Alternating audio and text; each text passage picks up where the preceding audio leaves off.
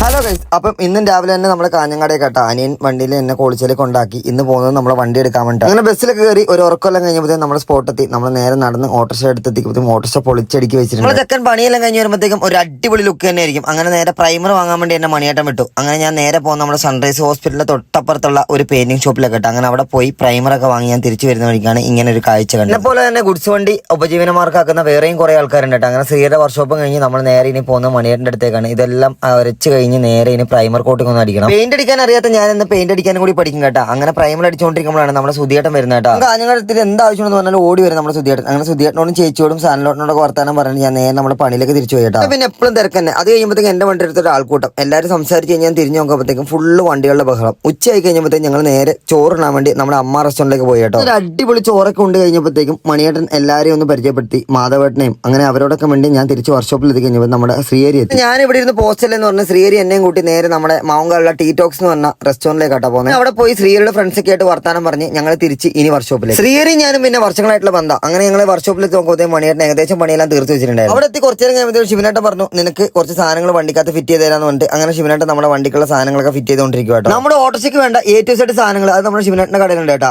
ഇനിയിപ്പോ wheel cup ആയാലും എന്തും ആയിക്കോട്ടെ. അങ്ങനെ വണ്ടി ഇന്ന് കിട്ടില്ല എന്ന് ഉറപ്പായി ഞാൻ ഇനി നേരെ നാട്ടിലേക്ക്. ചേരം ബസ് നോക്കി എന്നപ്പോഴത്തേക്കും എന്നെ ഓട്ടോറിക്ഷ ചേട്ടൻ നേരെ കാഞ്ഞങ്ങാട് കൊണ്ടാക്കി. അങ്ങനെ ഞാൻ കാഞ്ഞങ്ങാട് നിന്ന് ബസ് കയറാൻ നിൽക്കുമ്പോൾ പെരുമാണ്. പക്ഷേ ദിവസം കയറി ഞാൻ നേരെ നാട്ടിലേക്ക്. ബാക്കിയപ്പോൾ നാളെ.